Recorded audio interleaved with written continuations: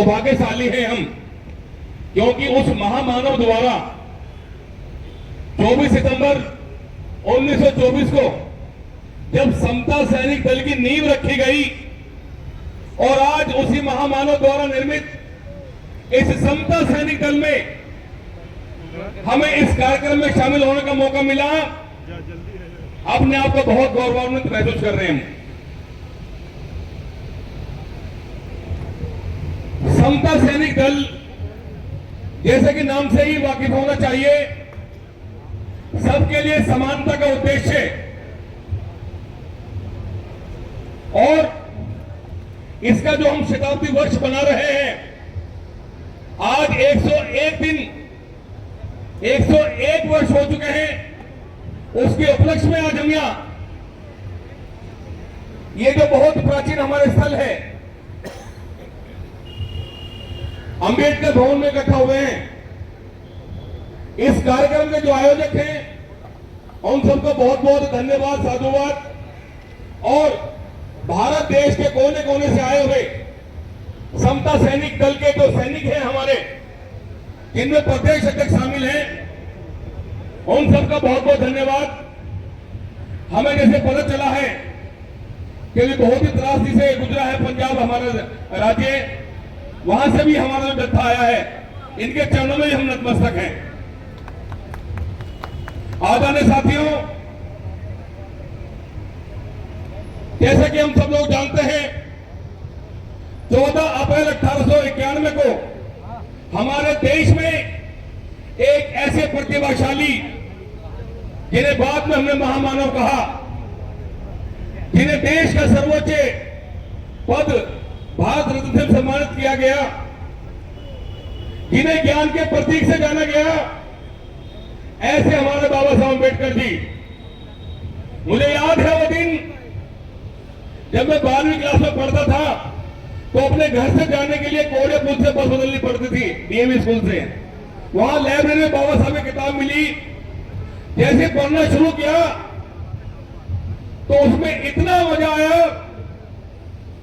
आज उनके पश्चिम में चलने का मौका मिला, वहां एक बात पढ़ने को मिली जिसमें साफ साफ लिखा हुआ था और आज भी लिखा हुआ है कि हमारी जो पढ़ाई लिखाई है उस शेरनी के दूध के समान है कि जो भी इसे पिएगा वो दहाड़ेगा।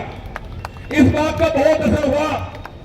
हमने 10वीं पास की, 12वीं पास की, बीकॉम पास किया, एमकॉम पास किया, स्टेनोग्राफी के डिप्लोमे लिए, सेनेट इंस्पेक्टर के डिप्लोमे, बहुत सारी डिग्री हासिल करी, क्योंकि बाबा साहब का जो नारा है कि शिक्षित बनो, संगठित रहो और संघर्ष करो, आज उसी नारे में चल के हम सब यहां तक पहुंचे हैं।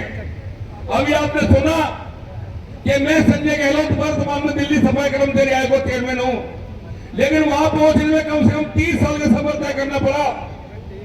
और डॉक्टर सीपी सिंह साहब जो वक्त में बोल रहे थे कि हमें बहुत मेहनत करने की आवश्यकता है। साथियों, कुछ अधिकार ऐसे होते हैं जो छीनने पड़ते हैं। दिल्ली के पिछले मुख्यमंत्री अरविंद केजरीवाल ने ऐसे खुशी में नहीं मनाते चेयरमैन, जब उन्हें हमारी ताकत का पता चला कि किस प्रकार से बाबा साहब के अनुयायी सड़कों पर काम करते हैं और अपना अधिकार लेने के लिए संघर्ष करते हैं, इसलिए उन्होंने चेयरमैन बना अपनी जान छुड़ाने के लिए। साथियों, ये सब बाबा साहब की देन है। हमें तो वो प्रसंग भी नहीं भूलना चाहिए कि जिस दिन बाबा साहब अम्बेडकर अपना संविधान वहां सौंपते हुए और संसदीय गैलरी में से निकल रहे थे, उस समय कांग्रेस के लीडर आचार्य कृपलानी जी मिले। उन्होंने कहा कि बाबा साहब हमेशा आप निराश नजर आते हैं, लेकिन आज आपके चेहरे पर खुशी से क्या कारण है? तब बाबा साहब अम्बेडकर जी ने कहा था कि आज मैंने इस देश में ऐसी व्यवस्था कर दी है कि आज के बाद इस देश में कोई राजा अगर बनेगा तो रानी के पेट से नहीं बनेगा, बल्कि मत पेटियों से बनेगा। उसके बाद भी कृपलानी साहब नहीं माने। उन्होंने कहा कि बाबा साहब आपका ये सपना 10 दिन तक नहीं चलेगा। उन्होंने कहा क्यों? उन्होंने कहा कि आपके से जो लोग हैं दबे कुचले हैं, हम सबको खरीद लेंगे। तब बाबा साहब अम्बेडकर ने कहा था कि कृपलानी जी, मैं मानता हूं कि अभी मेरा समाज दबा कुचला है, लेकिन जिस दिन मेरा समाज शिक्षित हो गया, ये जागरूक हो गया, उस दिन आपसे बड़ा भिखमंगा कोई नहीं होगा यहाँ पे, ऐसा उन्होंने कहा।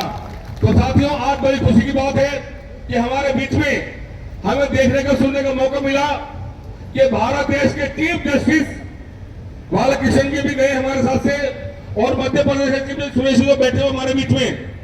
तो जहां अब ये बात आई है, जब बाबा साहब ने संविधान बनाया तो उससे पहले प्रियम्बल भी लिखा गया था। मैं आपसे प्रार्थना करना चाहता हूं, इस प्रांगण में हमें सबको उस पर अमल करना चाहिए। उसमें साफ साफ लिखा हुआ है, we the people of India having solemnly resolved to constitute India into a sovereign, socialist, secular, democratic, and to secure to all its citizens justice, social, economic, and political, liberty of thought, expression, belief, faith, and worship, equality of status and of opportunity, and to promote among them all fraternity, assuring the dignity of the individual and the unity and integration of the nation। आदरणीय साथियों, सारी की सारी बातें इसी प्रेमल में छुपी हुई हैं। हमें इसे याद करना चाहिए, इस पे अमल करना चाहिए, तो वो दिन दूर नहीं जो बाबा साहब का नारा है, शिक्षित बने, संगठित संघर्ष करे, सबका भला हो जाएगा। अंत में एक बात और, अपनी पढ़ाई लिखाई पर विशेष ध्यान दें। चाहे आधी रोटी कम खा ले, लेकिन अपने बच्चों को पढ़ा लिखा देना, इसी प्रकार कोई आवश्यकता नहीं हो, सबका भला हो जाएगा। बहुत बहुत धन्यवाद। देखिए, गहलोत जी का डायनेमिक लगा, कुछ भाषण अलग है। जोरदार ताली बजा दो उसके लिए। महाना साहब हमारे बीच में पंजाब सरकार के